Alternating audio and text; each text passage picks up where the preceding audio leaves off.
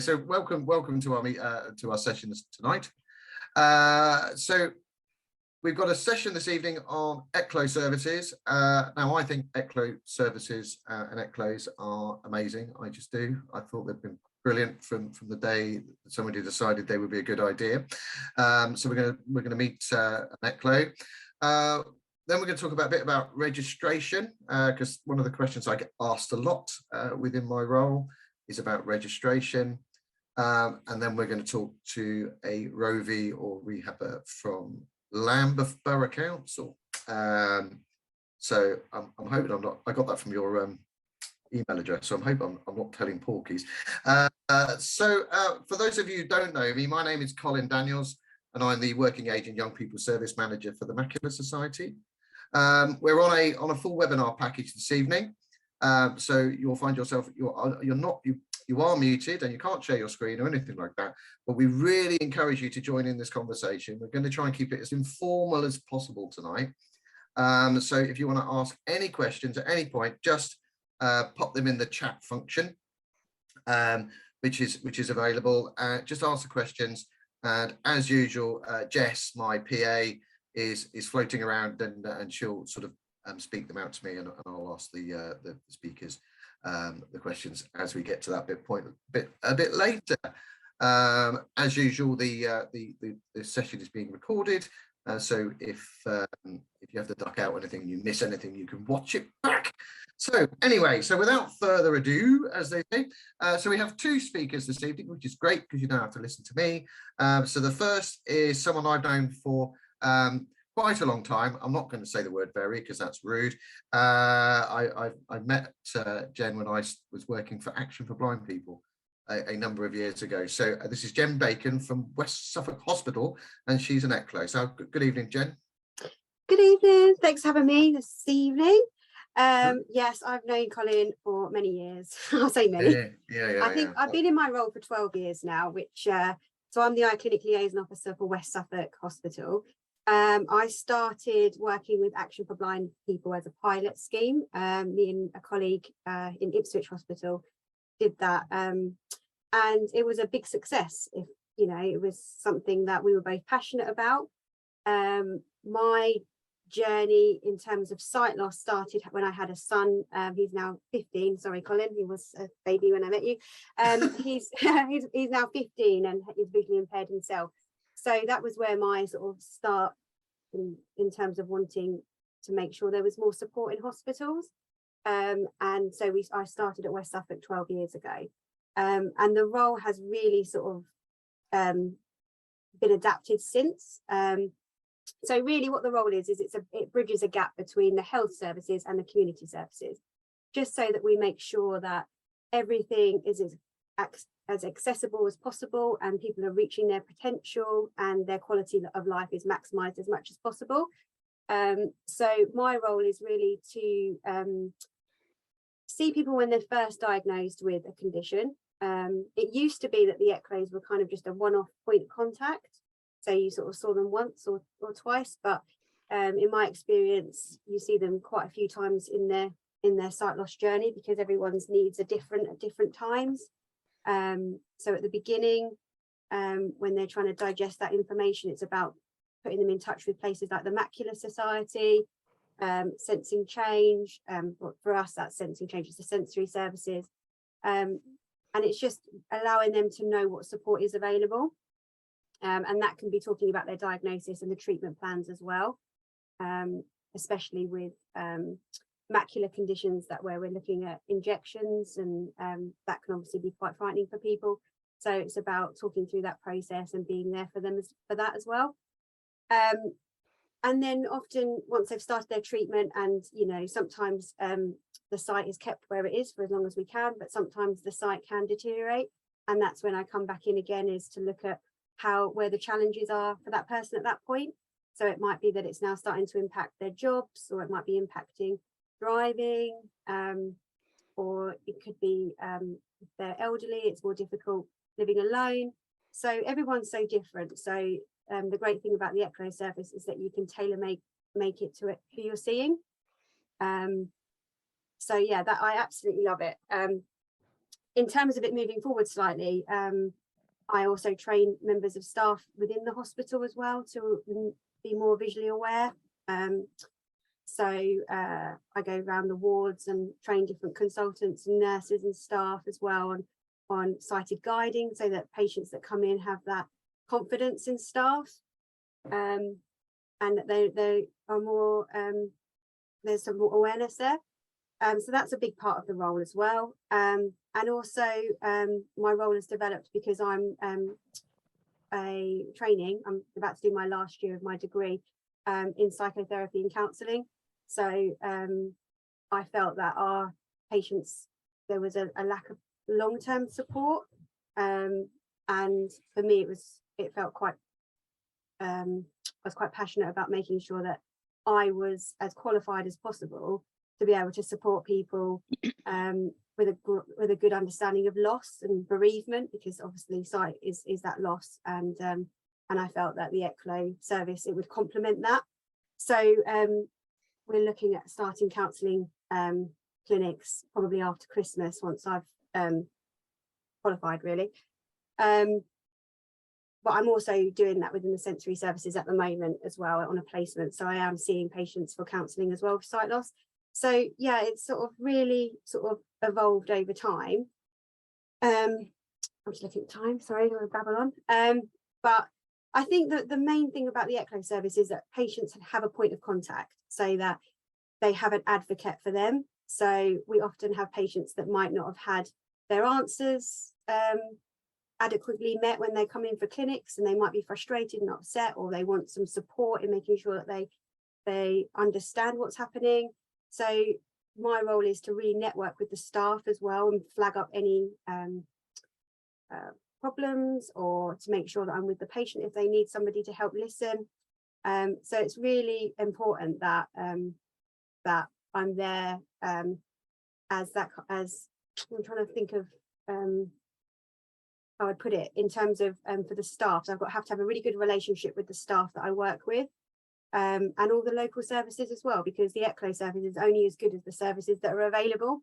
So and what we know is available. So we have to network quite a lot and make sure that we're up to date with the new technologies and the new people that are around locally and nationally, and just making sure that we know of every service that's going to help every person individually. So yeah, and I've absolutely loved it. I've been doing it 12 years. There hasn't been very few days that I've not wanted to go to work. It's a job I'm absolutely passionate about. And yeah, I think another thing just on the top of my head is about low vision as well. I work very closely with the optometrists, looking at equipment and supporting patients to trying to think maximize their vision as much as possible. So understanding what their hobbies are and what they need to be able to see, and what we've got available. So it's a very close working role, but also it can be quite isolating because there's only one of us. So but it's something that you make of it what it is really. Yeah. I think that's it. I'm trying to think of anything else on the top of my head, but I think I've covered it. Colin seems to have disappeared. I don't know if are you there, Colin, or am I just going to talk around? No. Bernie has raised her hand. I don't know how. I don't know what's happened to Colin or Jess, and I don't think I've got the controls to be able to unmute people. I don't know if you can unmute yourself. And I can't even see if somebody's raised a hand, so got Bernie that's raised a hand, but I don't know. Sorry about this. I'm not really sure what's happened.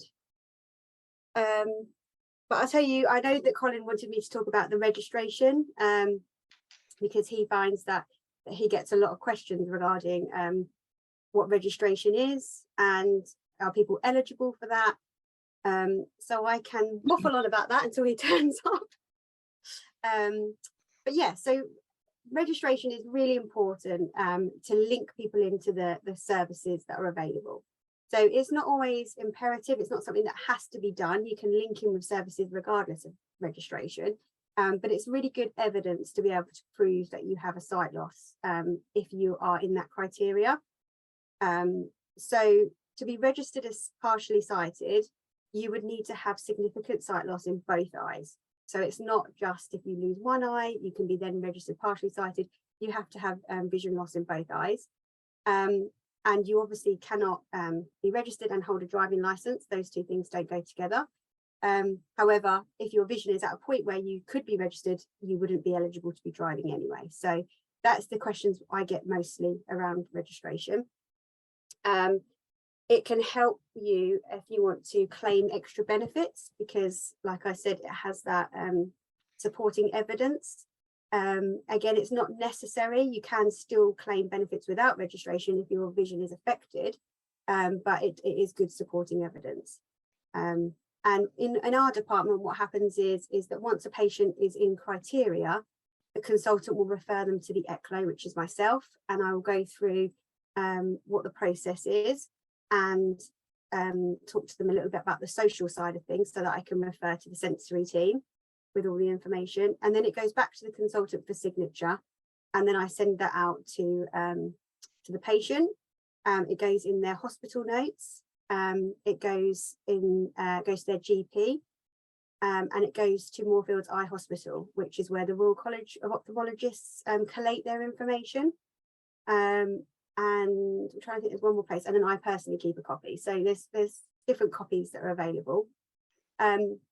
Because it's a legal document and you sign the 5 places that it can be sent, I can't send it anywhere else, or ECLO shouldn't send them anywhere else without consent. So sometimes the Blind Veterans UK might need evidence as well. So that's where you would need additional consent to send that off to them. But it's a really useful document to have. I'm just trying to think of how Michelle, if you want to come in at all. Yeah, I'm gonna say it's my phone looks like Colin's ringing me. All right, okay. Just keep going. Yeah. So yes, I'm Michelle Dixon. I'm the rehab officer presently at Lambeth. I've been a rehab officer for 35 years. I'm old. I spent 10 years of my working life at Deafblind UK, working with people with dual sensory disabilities. At the moment, I'm working with the eye clinics, Moorfields, King, St Thomas's and St George within London itself. And really, we get referrals from the ECLOs, we get the CVIs, the certificates of visual impairment from the hospital, because we are one of the 5 people that receives a copy of that. When we receive a copy of the CVI, we're hoping that we can contact the person who is to be registered. They aren't registered at that time, but they are registrable, and talk to that person within 2 weeks about wishing to be placed on the register. Now, this is a decision you make yourself, but at some point, somebody shouldn't have had a CVI filled in unless they've agreed to have that registration. But occasionally we have some that people don't wish to be registered, and which is why we have to talk to somebody about that. We then, again, we liaise with the ECLOs at the hospitals. Route to registration is the person themselves. If they are not registered and wish to be registered, they have to go via their GP with a request for registration if they're not open to the hospital presently. If they are open to the hospital, they can talk to their specialist or the ECLO or somebody at the hospital and explain that they wish to be registered. Now, a few occasions we'll find that the consultant won't mention it to the person themselves, either because it's a very emotional time when you're losing your sight, or sometimes they feel that person is too young to be registered and doesn't want it to be a stigma. So people sometimes miss the registration process. And if that's the case, it's well worth talking to your specialist about wishing to be registered. There's nothing bad from being registered at all. It can only be of a benefit to you. as Jen said, it gets you the correct benefits, it gets you support, it gets you the help you may require, it gets you details of where you might want to go in 5 years' time when you've decided you need that help. And it also lets the local governments, the local sensory teams know how many people there are in the area who are registered as SI, sight impaired, partially sighted, or SSI, registered blind, severely sight impaired. So the local authorities know how many workers they need in place, how the budgets are fixed. Obviously, the more people they have in one area, the budgets are higher for equipment or whatever. So it is really important, I feel, that people are registered to get that help. We can work with anybody who's got a significant sight loss. People don't have to be registered, but lots of people fall through the net if we don't know they are registered. So again, upon getting the registration, we would contact the person and we will talk, as Jen does, about how the sight loss have affected them, if there's anybody else in the family or anybody else who has a significant sight loss. We will go out and do an assessment to see if people, A, are able to get out safely, B, are able to cook for themselves, provide a hot meal, want to make a cup of tea again, but are scared to do that, which are rehab programs in mobility or daily living skills, or there's communication, if people are struggling with communication, want to know, some people want to learn Braille still. We have a Braille group setting up in Lambeth in the next couple of weeks. And also the most important thing is really to talk about work issues, what your hobbies are, if there's other people in the area that we can link you with, if there's other problems with benefits, with housing. It's a huge holistic assessment that we will do. And obviously that will change. So it's not just done on one day, and we can come out and meet you as many times as we need to enable you to go forward to a point that you're happy or want to be at. So it could be somebody is no longer getting out. So we will look at your mobility. We'll look at either a symbol cane, which is the shorter cane that you need probably if you've got some significant sight that you can use, but want to let other people know that you probably need support in an airport or a train station or a supermarket, if it's a guide cane, or if it's the long cane, which entitles you to the long cane training. So again, routes to get you around your local area, to get you to work, to get you to sporting facilities or friends.